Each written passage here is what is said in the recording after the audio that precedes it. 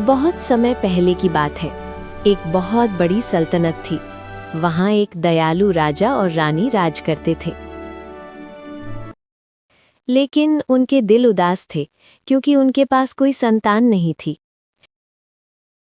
फिर एक दिन महल में खुशखबरी आई। रानी मां बनने वाली थी।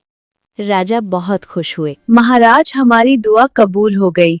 अब जल्द ही महल में एक नन्ही परी की हंसी गूंजेगी। ये हमारी सल्तनत की सबसे बड़ी खुशी है। हम ऐसा जश्न मनाएंगे जो पहले कभी नहीं हुआ। कुछ महीनों बाद चांद से भी ज्यादा प्यारी एक राजकुमारी का जन्म हुआ। उसका नाम रखा गया औरोरा। राजकुमारी के जन्म पर पूरे राज्य में जश्न मनाया गया। बड़ी दावत रखी गई। आसमान से दयालु परियां आई और एक एक करके राजकुमारी को आशीर्वाद देने लगी। पहली परी बोली, मैं इस राजकुमारी को बहुत सुंदर बनाती हूँ। इसका रूप देखकर सितारे भी शर्मा जाएंगे। दूसरी परी बोली, मैं इसकी आवाज बहुत मीठी करती हूँ। जब यह गाएगी तो चारों तरफ खुशी फैल जाएगी। तभी अचानक माहौल बदल गया। चारों ओर अंधेरा और डर फैल गया क्योंकि वहां एक बुरी परी मेलेफिसेंट आ गई जिसे दावत में नहीं बुलाया गया था। वो गुस्से में बोली, वाह, क्या शानदार महफिल है। सबको बुलाया गया, बस मुझे छोड़कर। क्या मेरी कोई अहमियत नहीं? राजा बोले, मेलेफिसेंट, हमारा इरादा तुम्हें दुख पहुंचाने का नहीं था। वो चिल्लाई, चुप, तुमने मेरी बेइज्जती की है। अब इसकी सजा मिलेगी। मेरे पास भी इस राजकुमारी के लिए एक तोहफा है। उसने डरावनी आवाज में कहा। यह बच्ची अच्छी जिंदगी जिएगी, लेकिन सिर्फ 16 साल की उम्र तक। जैसे ही ये चरखे की सुई से अपनी उंगली चुभाएगी, यह हमेशा के लिए सो जाएगी और कभी नहीं जागी। इतना कहकर वो जोर से हंसी और काले धुएं में गायब हो गई। रानी रोने लगी। तभी तीसरी परी आगे आई और बोली, मैं इस श्राप को पूरी तरह खत्म नहीं कर सकती, लेकिन इसे बदल सकती हूँ।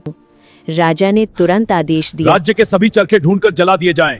एक भी नहीं बचना चाहिए। सभी चरखे नष्ट कर दिए गए, लेकिन किस्मत को कोई नहीं बदल सका। जब राजकुमारी औरोरा 16 साल की हुई, तब मेलेफिसेंट ने अपना जाल बिछाया। महल के एक कोने में एक रहस्यमयी चरखा दिखाई दिया। उसकी अजीब चमक ने औरोरा को अपनी ओर खींच लिया। यह कैसी जगह है और इसे पहले कभी नहीं देखा। वहां एक बूढ़ी औरत के रूप में मेलेफिसेंट चरखा काट रही थी। वो बोली, आओ प्यारी बच्ची, यह चरखा है। क्या तुम इसे चलाकर देखना चाहोगी? बस सुई को छूकर देखो। जैसे ही औरोरा ने सुई को छुआ, वो तुरंत बेहोश होकर गिर पड़ी।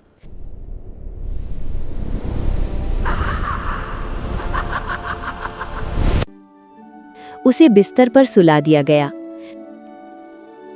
राजकुमारी के सोते ही परियों ने एक और जादू किया। पूरा महल और वहां रहने वाले सभी लोग भी सो गए, ताकि जब राजकुमारी जागे तो समय बदला हुआ ना लगे। महल के चारों तरफ घनी और कांटेदार झाड़ियां उगाईं। लोग उसे शापित जंगल कहने लगे। साल बीत गए। परियां सच्चे राजकुमार की तलाश में लगी रहीं। आखिरकार उन्हें एक बहादुर और नेकदिल राजकुमार मिला, राजकुमार फिलिप। परियां बोली,